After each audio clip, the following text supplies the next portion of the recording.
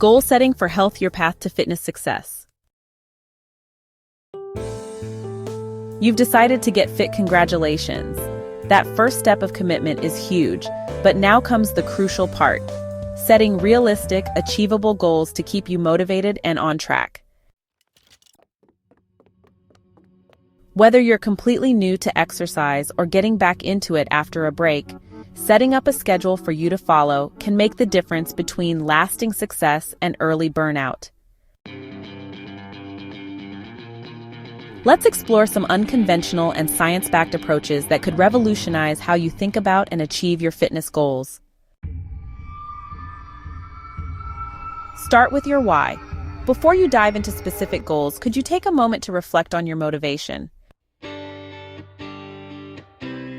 If you want to feel an undying passion for your work, if you want to feel you are contributing to something bigger than yourselves, you need to know your why. If you want passion for your workouts, you must know why. So, are you looking to boost your energy levels? Maybe you want to improve your health or just keep up with your kids. Or perhaps you'd like to move more easily as you age.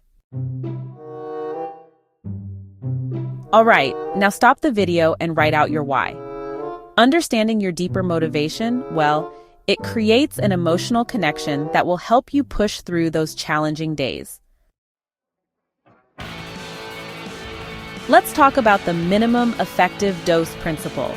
It's all about focusing on the smallest input for the desired outcome.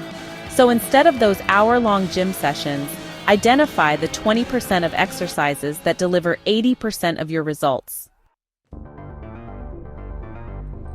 So for beginners, this could mean, a twice-weekly 20-minute strength session using compound movements. Or maybe just one high-intensity interval training session that lasts about 4 to 6 minutes.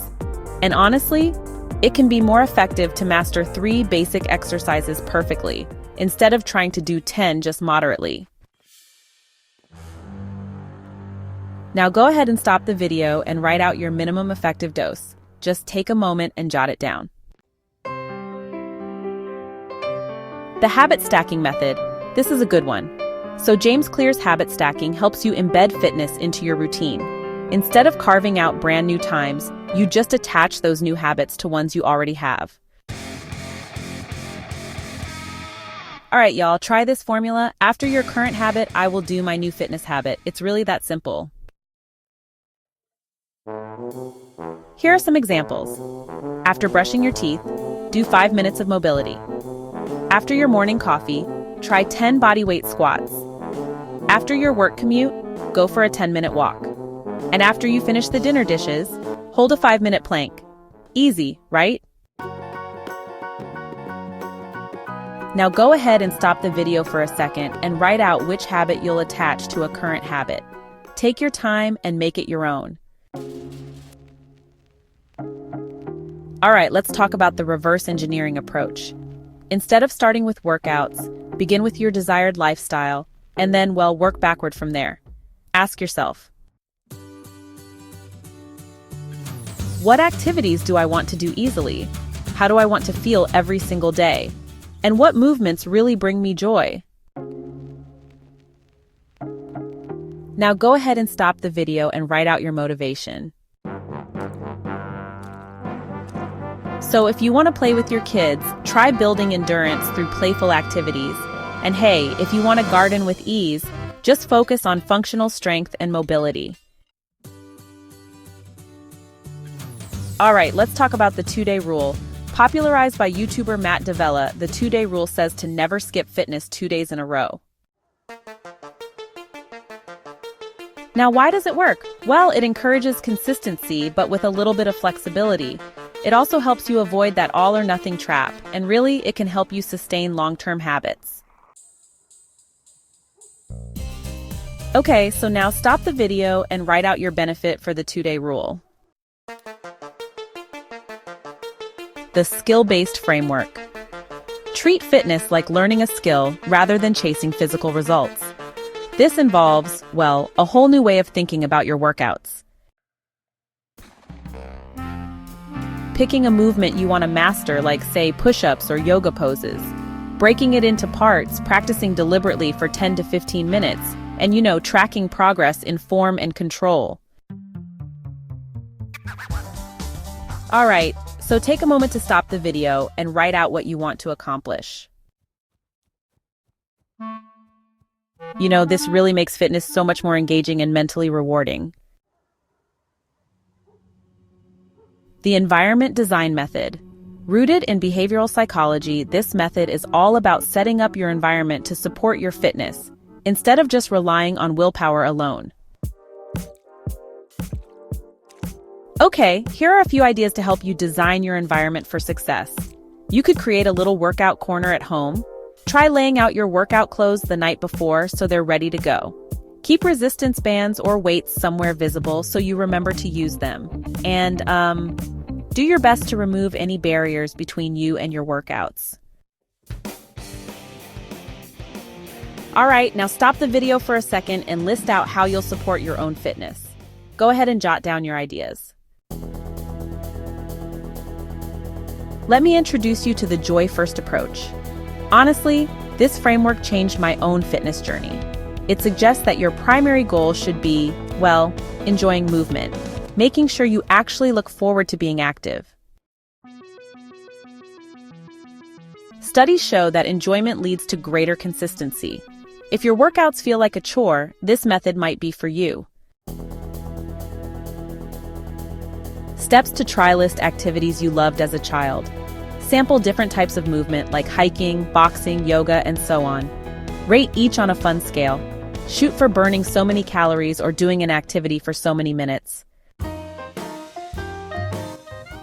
Stop the video and list your targets. All right, let's talk about your implementation strategy. So you'll want to choose one framework that really resonates with you and commit to it for 30 days. Here's how you can get started. First, select the approach that best fits your lifestyle. Then, track your progress with photos, a journal, or even an app if that's your thing. Don't forget to set reminders for yourself. It's also super helpful to partner up with someone for accountability. And after about 2 weeks, take a moment to reflect and adjust as needed. Now go ahead and stop the video and list your framework. Time management tips for success, y'all. Finding time is often the biggest barrier, isn't it? But hey, these tips can really help. Treat your workouts just like important meetings. Go ahead and schedule them. Start small because even 15 minutes truly counts. Set out your clothes the night before to make things easier. Figure out your best time of day and plan for how many miles you'll ride your bike. Now stop the video and take a moment to write out your own tips for success. Now let's talk about something a little different. These new approaches, well, they really benefit from what we call non-scale victories as measures of success. So what does that mean exactly? It could be the quality of your movement, your energy levels, or even how much your sleep has improved. Maybe you're noticing mood boosts, or you've started a streak of consistency you're proud of. Workout enjoyment matters too, and so does your confidence in how you move and feel. All right, here's a quick pause for you. Go ahead and stop the video and write out the benefits you're looking for, okay? Just take a moment for yourself. The margin of safety principle is, well, pretty simple, but incredibly important. Engineers don't build bridges for exact loads, they always build in margins. And honestly, you should do the same thing with your fitness routine. So how do you actually apply this idea to your own workouts? Let's talk about a few practical ways to use the margin of safety principle in fitness. First, try scheduling 45-minute blocks for your 30-minute workouts. That way, you've got some breathing room if things run long. Next, it's super helpful to keep 3 backup workouts ready for those tough days when your original plan just isn't going to happen. Also, learn a few movement variations so you can adapt on the fly. Build multiple routes to your goal, so if one path gets blocked, you've got other options. And Don't forget to plan your rest days before you actually need them. That's how you keep moving forward without burning out. All right, now's a great time to stop the video and, take a moment to write out your game plans. Remember, y'all, sustainability matters way more than perfection. When to adjust your goals? Well, it's important to check in often. If you're missing workouts, go ahead and tweak your schedule or approach. If everything feels easy, try increasing the intensity. Your plan should evolve as you do. The bottom line is, every expert started as a beginner. Focus on progress, not perfection. And remember to celebrate those small wins. Your journey is uniquely yours, and success doesn't look the same for everyone. So, pick one method from this article, write it down, and share it with a friend. Take that first step toward your healthier self. Your future self will thank you, one workout at a time. Oh, and don't forget to subscribe.